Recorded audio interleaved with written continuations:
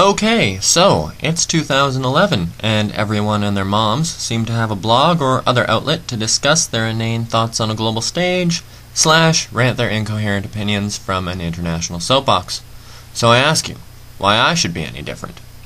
This is IMIO, or In My Ignoble Opinion, a 2 to 3 minute weekly diatribe where I plan to wax philosophical about geek culture and its related facets, and then proceed to be flamed out on forum posts for having a notion and the brass audacity to verbalize it.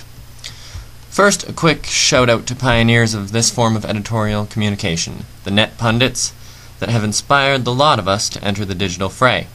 Yahtzee Croshaw of Zero Punctuation fame, Movie Bob Chipman, aka the Game Over Thinker, and the crew over at Extra Credits.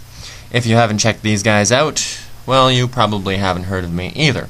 In which case, watch them after this video so you can see how this medium is truly handled. Alright, the topic of today's vexing is old school gaming. I recently had an opportunity to bust out some of my old SNES games and play them with a friend, and I can honestly say it was my first time having real fun playing a video game in recent memory. And we didn't shoot anybody, we didn't kill any prostitutes, and most importantly, we did not waste hours of our lives tending to digital crops. What we did do was move from left to right in as continuous a manner as possible, whilst doing our utmost to avoid or jump on every enemy we encountered. It's a simple mechanic, the AI is not complex, the overall storylines were usually simple, but the gameplay experience is simply incomparable. This is an element missing from most conventional titles, not moving left to right necessarily, but the experience generated by the design philosophy of old school gaming. Old school games are a hard thing to define these days. As with most older activities, the old school is technically whatever was used by the previous generation. But that distinction fails to hold water in the technologies market because anywhere from 4 to 10 generations of tech can come out in the space of not even half of the generational timeline of the consumers, which is a needlessly complicated way of saying game companies release systems with the regularity of a bowel movement, and these days the result is often a reflection of that process. For the purpose of this discussion, let's classify old school as any 1 or double-digit graphic capability, i.e. 8-bit, 16-bit, 32-bit, 64-bit, or the NES, the SNES, the PlayStation, and the N64. And bear in mind that many of the overwhelming ideologies of the current gaming climate were sowing their seeds by the end of the N64's lifespan. And 8-bit gaming is old school to an almost punishing degree, so I'm going to stick with the 16-bit experience.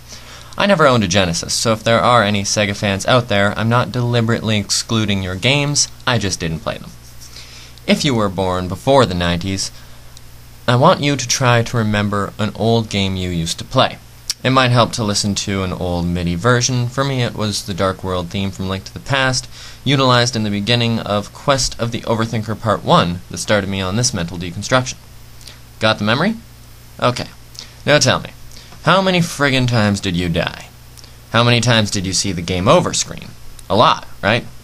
Now think back to the last samey, gunmetal gray bullet fest you half slept through playing in an autonomic haze. How many times did you die? Okay, still a lot, but how many times did you see a game over screen? Probably not until you decided to stop playing, assuming you could navigate your way out of the tricky word game that is the quit screen.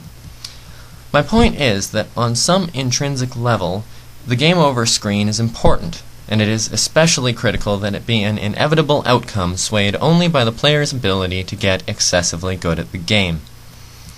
This ideology came about largely as a result of the process of designing games in the early 90s. It took a long fucking time.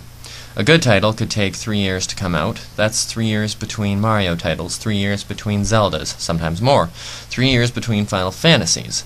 By today's standards, that is simply inconceivable. We get a new AAA title every couple of months. The development timetables have been escalated to frightening degrees. The strongest evidence for this being that a modern development studio finally managed to quantify Duke Nukem Forever's interminable development cycle. Point is, making a game took a lot of time, so it was important that it take a lot of time to beat. It was also important that it be made well, crafted to its most diamond finish. What was the last non-RPG that took you longer than a week or weekend to complete? Assuming, of course, that the title was of a quality that made you want to finish it, which few are these days. I bet you have to think pretty far back to remember that one. At present, I own the original Donkey Kong Country and DKC Returns. Guess which one I play more? It's not because Retro Studios made a poor reimagining, far from it. It's that it's not as perfect and could never be. It's a modern title, which means it had to be ready to demo at E3 and ready for release at year-end. I also own Super Metroid and Metroid Other M, and I will happily play through Super Metroid from start to end, and not just to see the Justin Bailey Samus.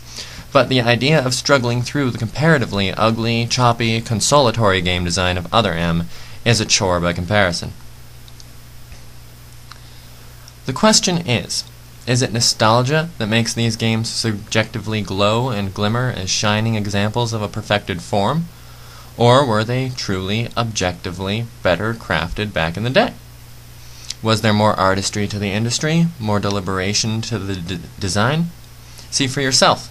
Most of the tried and true gems of the bygone era have been ported to your current Wi-Fi enabled monolithic titan of choice, many of them in glorious high-res HD. And they just do not hold up to the feel of their predecessors.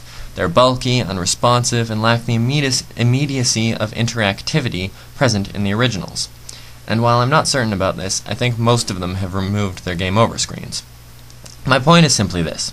The old school era was a time of electronic entertainment renaissance in the face of the Atari crash et al. And from it were born time-honored classics that still have not lost their luster in their original form. I can personally affirm that rather than wait 5 to 8 minutes for a mediocre digital copy of a classic to load, I prefer to simply pop in the cartridge, even if I have to blow into the cartridge a few times to get around it. The bottom line is that I will keep playing old school games, mostly because they kick my ass so hard that the game over screen makes me want to keep playing. These days, it just lets me know that I'm done. You gotta be